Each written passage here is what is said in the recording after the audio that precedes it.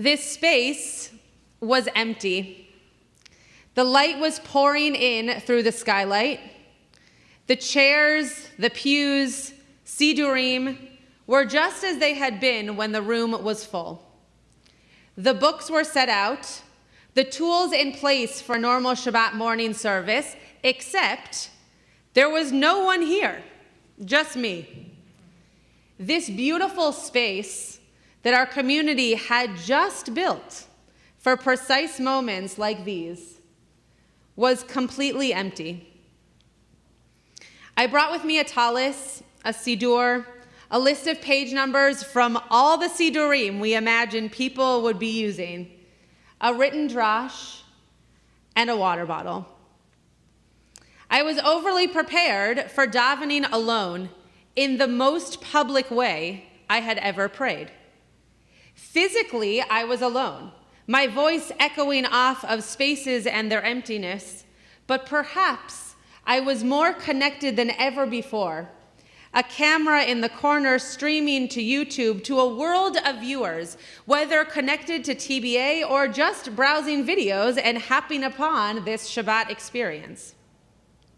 There were no faces, no Zoom yet, no names, no sounds, no voices. But I had my own. As Sondheim wrote, a blank page or canvas. The challenge, bring order to a whole through design, composition, tension, balance, light, and harmony. One of the oldest recorded forms of art is the mosaic. The oldest synagogues, excavated 2,000 years after their erection, contain traces of this intricate art form detailing scenes from our tradition. Throughout history, cultures have returned to the mosaic, using any collection of objects to create intricate artwork. We all know the saying and this concept that the whole is greater than the sum of its parts. So what happens when the mosaic comes apart?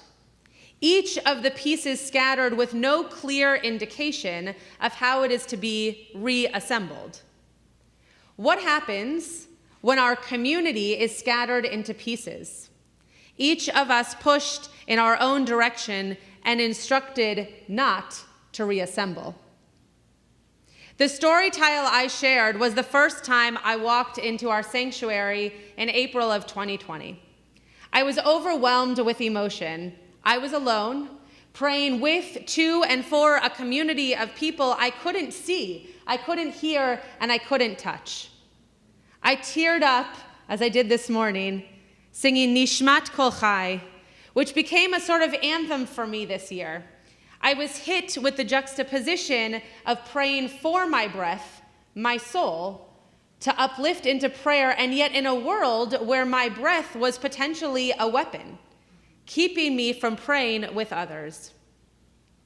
This tune had always felt special because of how it sounded, surrounded by people harmonizing and crescendoing toward the ecstasy of a strong nigun. Holding back tears, I realized I was alone.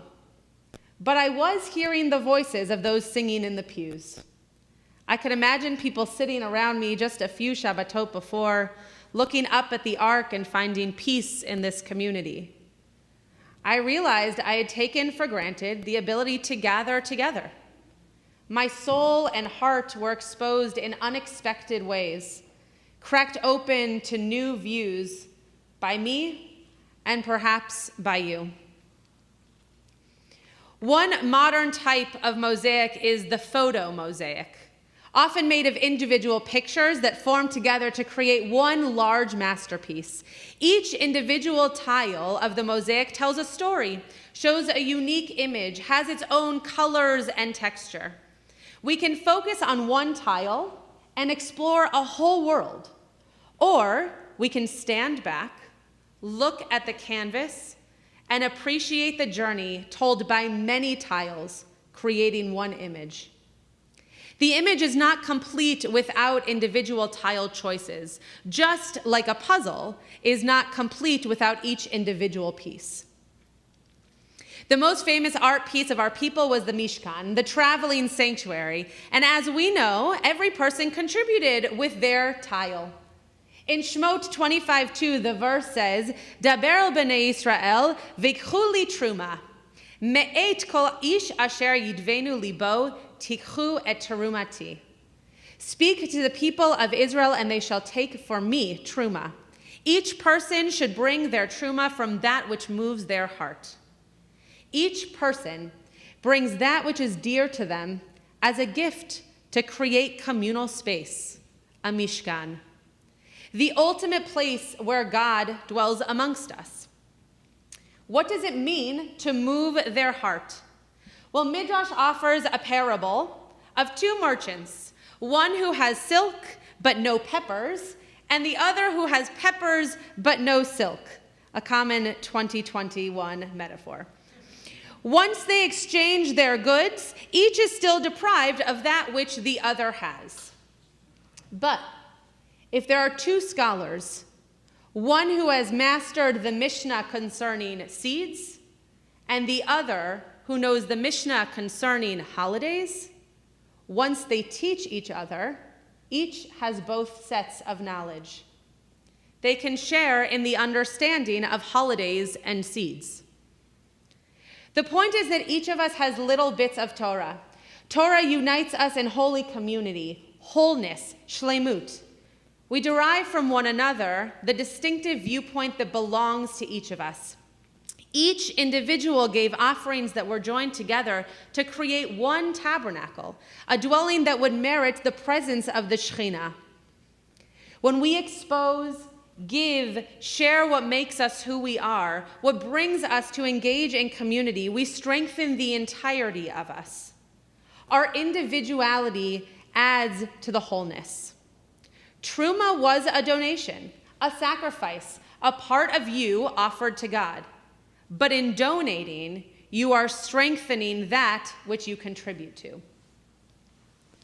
For 18 months, we have focused on creating community by focusing on individual parts, putting together a holy mosaic by surgically dissecting, questioning, and examining each piece. Mask-to-mask interactions, face-forward meetings, calling to just say, how are you? The Zoom experience itself highlights its own custom mosaic, each of us in our own box with our name under a profile picture. When we moved to Zoom on Shabbat and a large screen entered the sanctuary, suddenly the experience of services became that much more compartmentalized, recognizing the whole in front of me. Each week, I would notice how each person in their mosaic tile creates their Jewish spiritual experience. Seeing individual faces, saying an individual hello, and commenting on individual practice or emotions, all with the intention of making us more whole. The sum of the parts becoming recognized as just as valuable as the whole. Ilana Kaufman, executive director of the Jews of Color Initiative, inspires and teaches communities to be more welcoming and proud of the diverse mosaic that we can all build. Ilana points us to a passage in Bamidbar, Numbers, chapter 1, verses 2 through 3, where the people are about to take a census, separating a large masterpiece by the parts that create the larger community. Se'u et rosh kol adat b'nei Yisrael. Lift up the head of the entire tribe of Bnei Israel. The people are not just counted, not just noticed as there, but truly seen. Their heads lifted up, their eyes gazed into by the leader, counting them in an intimate moment of true knowing. Seeing the person in front of you, finding out their story, lifting their face to give them honor, pride, and placement in our community. Creating a mosaic is not about picking the pieces that you think fit together. It is about seeing the tiles in front of you and creating art where they fit. Each tile, each person has their own unique story, and we must acknowledge how that tile fits within our picture. Our community is a masterpiece. It is clearer than ever before that our classrooms, our Chavurah gatherings, our daily minyanim, our Shabbat morning services, and even our Pesach Seders were purposeful compositions of discrete components. So in this past year, to which masterpieces did you bring a tile? The last 18 months has forced us all to adjust, to practice in new ways, to redefine a minyan, rethink what it means to be present with one another, but it has also given us new opportunities to pray from our living rooms, to try harmonies behind the barrier of a computer screen when we may have otherwise subdued. We might even go so far as to say that the whole, the community, can sometimes suppress an individual potential or opportunity. Is it possible that the whole is not greater than the sum of its parts? Or at the very least, by examining the parts, by being forced to look inward, can we realize a greater whole? Many of the tiles of our Shabbat service stay with me when we are now in communal settings, imagining the backdrop of your home or your partner sitting with you on the couch. Even if you are in person now, that tile defines a time and experience in my mind. My own tile was filled with blessings and compromise. How do I set up my home to become an office? How do I let community into my home? A very intimate invitation forcibly, suddenly broadcast. How do I hold boundaries when I am more accessible now than ever? How do I gather community through screen and not through personal touch, presence, or body language as encouragement? How do I make everyone feel held while focusing moments on the individuals who need my attention? And how do I serve a large group that is so widely dispersed? On the one hand, I felt more alone this year than ever before in my life. And on the other hand, I felt more connected to community than I have ever felt in my life. We each live in our own tiles, but if we do not focus on how that unique tile connects to the larger mosaic, how are we able to authentically understand the larger picture? I know my tile is part of the masterpiece mosaic. Just a few days ago, I was introduced to a beautiful musical called Sunday in the Park with George. Oh, some of you know it because I heard the sighs. Having already written part of this sermon, it struck me how art yet again illustrated the Torah I was yearning to share. The premise for this musical is that George is painting characters that are brought to life through his creation. He sings these words, bit by bit, putting it together, piece by piece, only way to make a work of art. Every moment makes a contribution. Every little detail plays a part. Having just a vision's no solution. Everything depends on execution. Putting it together, that's what counts.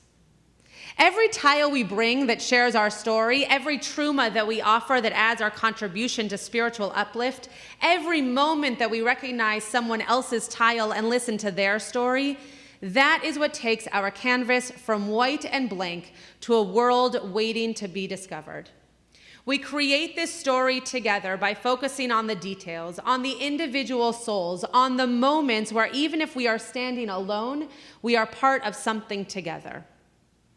George continues, small amounts adding up to make a work of art. First of all, you need a good foundation. Otherwise, it's risky from the start. Takes a lot of earnest conversation, but without the proper preparation, having just a vision's no solution. The foundation of community is strong, and now we need to take the blessing of individualized moments that pushed us to focus, ask, and wonder, and bring them back when we're together. Many Jewish communities sorely miss the minyan-dependent, the together pieces of liturgy, such as Kaddish, Baruch Hu, or the full Amidah, while davening virtually. And though we could see each other on screen, we cannot hear each other together, becoming more aware of individualized prayer. However, we were praying individually in community.